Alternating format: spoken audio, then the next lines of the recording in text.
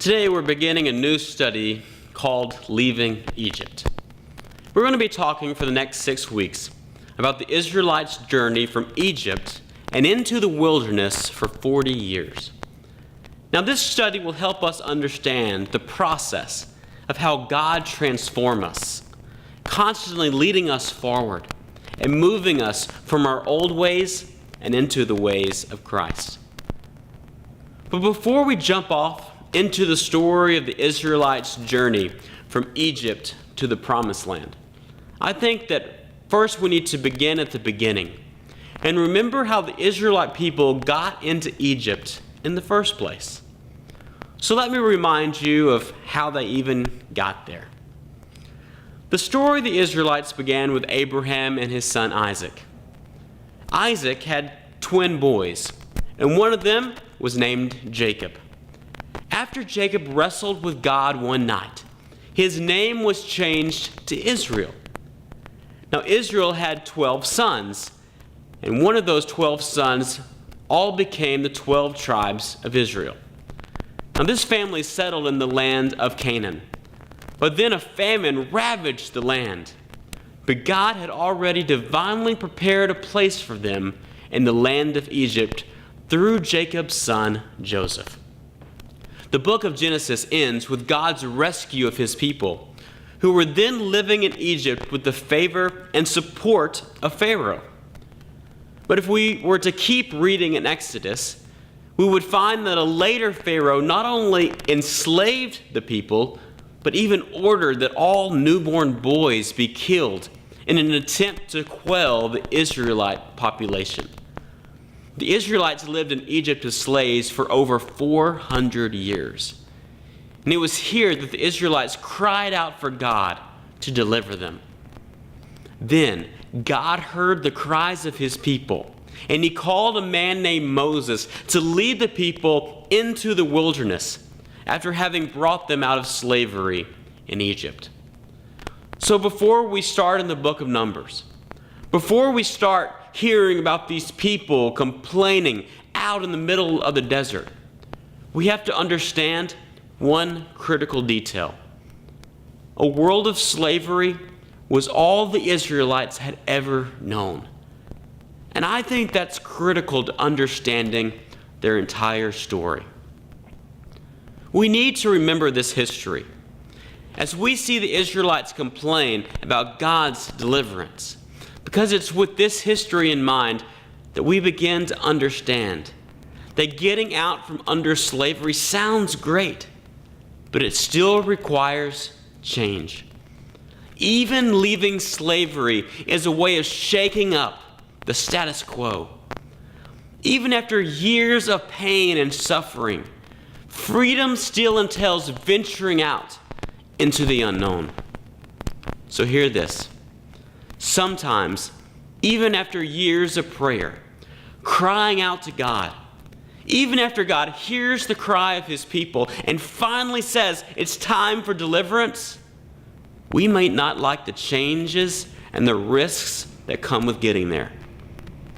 So to continue the story of Exodus, we remember how Moses asked Pharaoh to let his people go 7 times. And with each time, a plague was brought down over Egypt. And remember the final plague, the most brutal of all, the death of Egypt's firstborn. And it was during what we refer to as the Passover. We see in Exodus chapter 12, verse 33, it says, "All the Egyptians urged the people of Israel to get out of the land as quickly as possible." Now, before we get to Numbers, we remember that it was during this time that the people of Israel had some amazing experiences with God. And even though they longed for deliverance, started doubting God's strategy when they were trapped between Egypt and the sea, and Pharaoh's army was rapidly approaching them. Let's just say they didn't exactly appreciate the way that God was delivering them. I mean, they were free, but at the same time, they started worrying about God's methods of doing so. We see already how they had traded the slavery of Egypt for the slavery of fear and worry. Jen Wilkinson says, "Worry is just complaining in advance." Moses speaks these words to the people in the midst of their worry. He tells them, "Don't be afraid. Just stand still and watch the Lord rescue you today. The Egyptians you see today will never be seen again.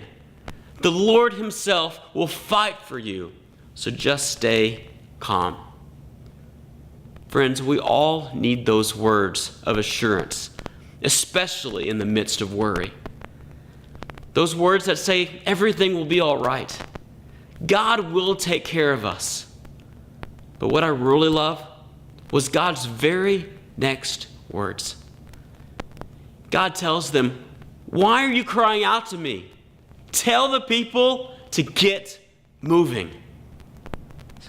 He was saying, stop talking and get going. So then Moses raises his staff over the water, and God parted the Red Sea so that all the people could pass through. And once the Israelites were safe, these same waters then drowned the Egyptian army in pursuit. God showed up in a huge way to deliver his people. And then maybe my favorite part of the story, by God closing the sea behind them, it did two things simultaneously. On one hand, it brought peace to the people, that the Egyptian army wasn't going to come after them anymore. But on the other hand, it also closed the door of the possibility of going back. See, I think God knew that the people would want to go back to Egypt. He knew that going forward, the journey ahead was going to be difficult. But it was this final act that made it clear. There's only one way forward. There's no options of going back. That door, it's been closed for good. And friends, that is when God finally has us where he wants us.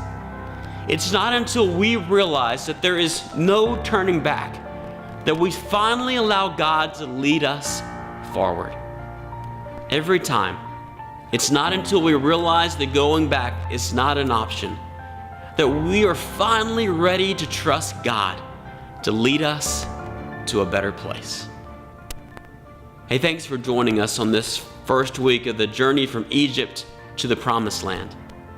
I hope that during this journey, we will see that it wasn't always an easy journey for the Israelites, and it won't always be an easy journey for us. God never promised deliverance would be easy, but I know that with the love and support of the people around you in the coming weeks, God will deliver you from where we are and lead us to new possibilities going forward.